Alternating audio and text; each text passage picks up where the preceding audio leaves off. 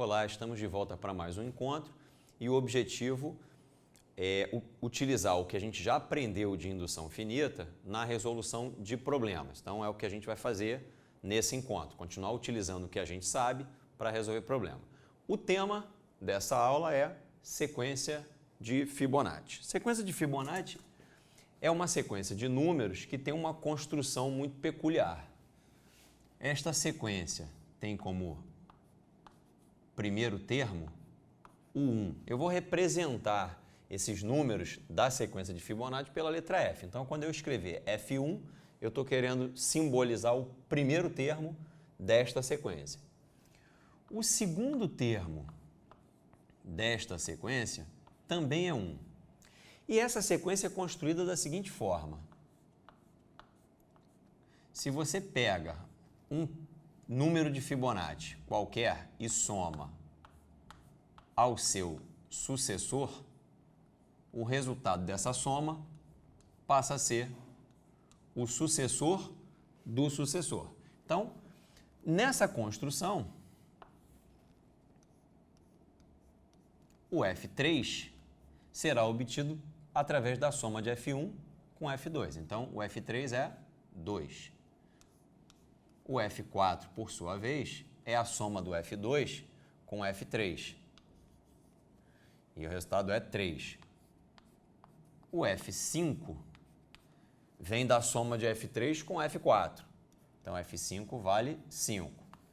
Da mesma forma, o F6 vale 8 e assim por diante. Bom, existe uma fórmula fechada para esta sequência de números.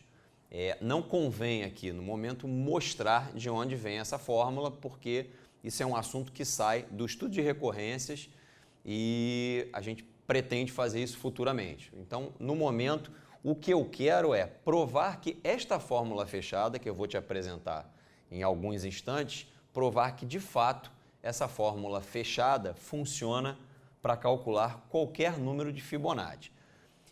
O que é uma fórmula fechada? É uma fórmula que, nesse caso aqui, como eu estou lidando com uma recorrência, se eu quiser calcular o centésimo número de Fibonacci, eu vou ter que ir construindo a sequência até lá, porque o cálculo do centésimo número, utilizando essa regra que se chama recorrência, precisaria do valor do 99º número de Fibonacci e do 98º.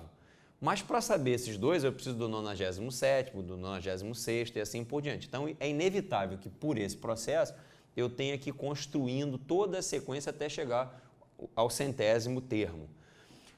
Já quando a gente tem uma fórmula fechada, essa fórmula fechada permite que a gente vá direto no centésimo termo. Vai ser uma expressão que depende de n e eu vou trocar esse n por 100. E aí essa fórmula vai me dar o centésimo termo da sequência sem que eu tenha que calcular os seus antecedentes, os seus antecessores.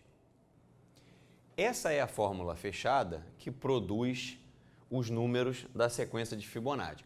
A princípio, olhando para essa expressão meio assustadora, a gente duvida, né? Parece esquisito que uma expressão com raiz de 5 e frações e potências em n, que essa fórmula de fato produza para a gente o 1, depois o 2, depois o 3. Parece esquisito que se eu colocar o 6 lá no lugar do n, o resultado dessa conta seja 8. Então, a gente vai tentar provar que isso funciona usando a indução finita. Eu vou testar a nossa fórmula fechada na base, mas aqui eu tenho que tomar um cuidado, tem uma novidade que a gente ainda não viu, que é o seguinte: como cada termo depende de dois anteriores e não de um anterior, a minha base vai ter que ser constituída pelos dois primeiros. E lá na hora da hipótese de indução, a minha hipótese vai ter que falar de um certo K, vai ter que garantir o funcionamento dessa fórmula para um inteiro K e para um inteiro K mais 1, para que eu possa usar esse fato, na verdade, esses dois fatos, a validade para K e a validade para K mais 1, para que eu possa usar essas duas hipóteses para demonstrar que funciona para K mais 2. Então, eu vou começar testando isso para a nossa base. Então, vamos verificar se isso funciona. Para calcular o f de 1 por esta fórmula, eu tenho que trocar o n por 1. Então, essa conta ficará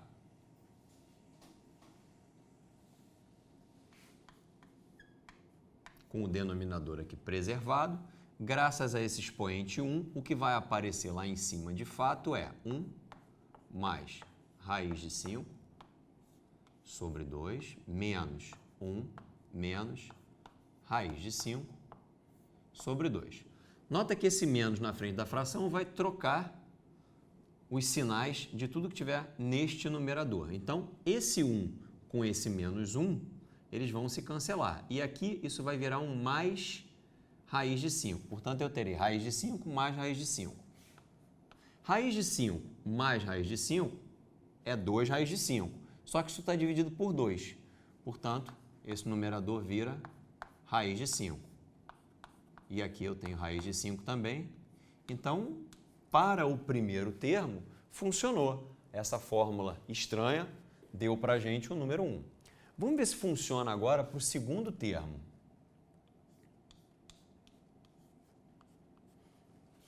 Para isso, a gente vai agora trocar o n lá na fórmula por 2. Então, colocando 2 aqui, eu preciso tomar cuidado e lembrar que esse 1 mais raiz de 5 é um produto notável, é um binômio. Quando a gente eleva ao quadrado, ele se transforma num trinômio. Aí vai ficar 1 mais 2 vezes a raiz de 5 mais 5, tudo isso sobre 4, que é o quadrado desse 2, menos, agora nós vamos fazer o quadrado do outro parêntese. Isso vai ficar 1 menos 2 raiz de 5, similar ao anterior, só troca o sinal do termo do meio. E aqui, de novo, 4. E esse denominador aqui não mexe, continua a raiz de 5. Então, de novo, o que vai acontecer aqui? Esse 1 e menos 1 serão cancelados. 5 com menos 5 também.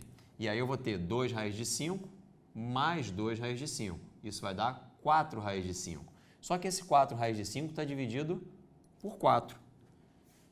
Então, vai dar raiz de 5 no numerador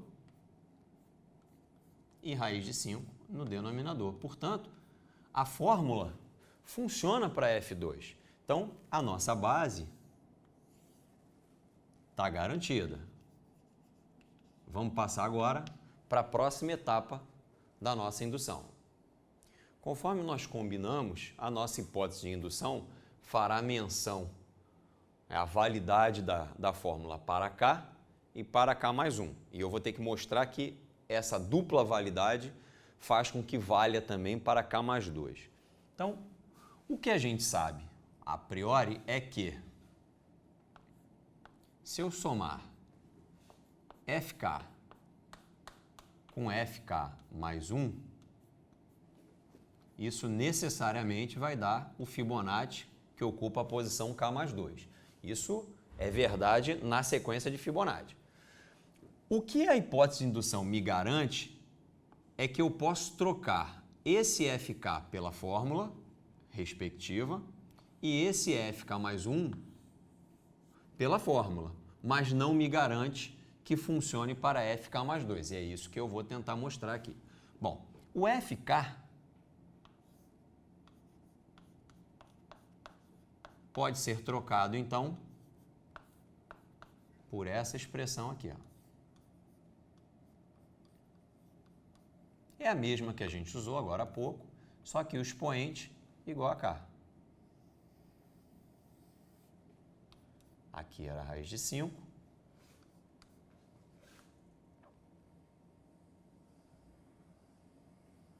Agora eu vou reescrever o FK mais 1 usando a fórmula fechada.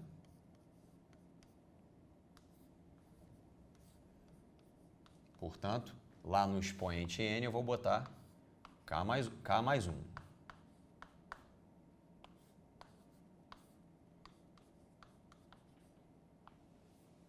Aqui o denominador continua sendo raiz de 5.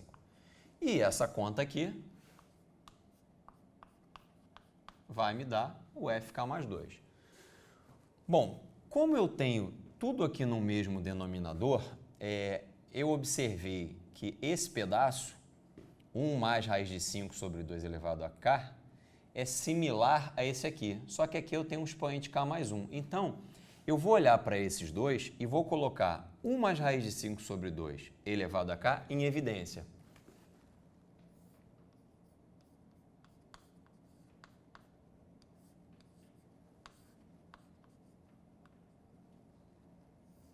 Quando eu fizer isso, dessa parcela aqui, me sobra o 1. E daquela parcela de lá, me sobra 1 mais raiz de 5 sobre 2. E vou fazer o mesmo com essas duas aqui, ó, colocando em evidência menos 1 menos raiz de 5 sobre 2 elevado a k.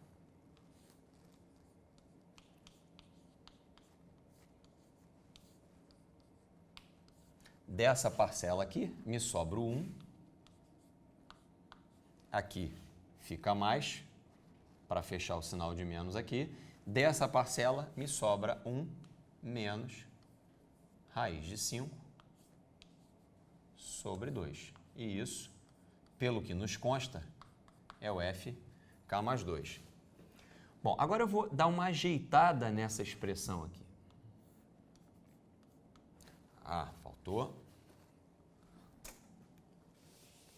o denominador.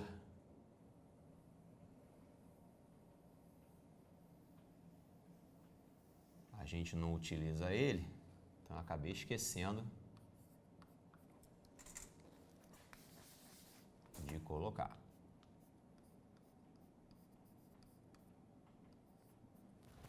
Então eu disse que eu ia dar uma ajeitada aqui dentro desse parêntese.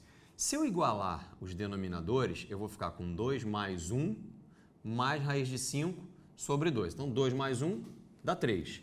Então, eu vou ajeitar aqui mesmo por falta de espaço no quadro. Isso vai ficar, então, 3 mais raiz de 5 sobre 2. A mesma coisa eu vou fazer aqui, ó, 2 e 1, 3. Então, vai ficar 3 menos raiz de 5 sobre 2.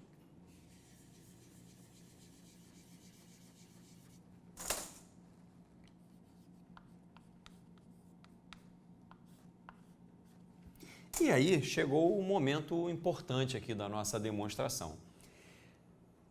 Para que eu possa afirmar que a fórmula proposta vale para FK mais 2, eu preciso muito que essa expressão seja, na verdade, 1 mais raiz de 5 sobre 2 elevado a 2. Se essa expressão corresponder a 1 mais raiz de 5 sobre 2 elevado a 2, eu junto essas duas e fico com 1 mais raiz de 5 sobre 2 elevado a k mais 2, que é o primeiro pedaço do que eu realmente quero. E se eu conseguir provar que isso daqui corresponde a 1 menos raiz de 5 sobre 2 ao quadrado, eu vou fazer a mesma coisa. Eu vou poder juntar os dois aqui, mantendo a base e somando os expoentes. Aí isso vai ficar 1 menos raiz de 5 sobre 2 elevado a k mais 2. Então, isso é algo que a gente faz no rascunho. Então, nós vamos agora para o rascunho e verificar. Então, viemos aqui para o rascunho e eu vou fazer essa conta torcendo para que isso aqui seja 3 mais raiz de 5 sobre 2. Então, vamos fazer essa conta aqui. O denominador vira 4. O desenvolvimento aqui fica quadrado do primeiro, mais 2 vezes o produto do primeiro pelo segundo, vai dar 2 raiz de 5, mais o quadrado do segundo, que é 5. 5 mais 1, 6. Então, eu fico com 6 mais 2 raiz de 5 sobre 4. Só que eu posso simplificar todo mundo ali por 2.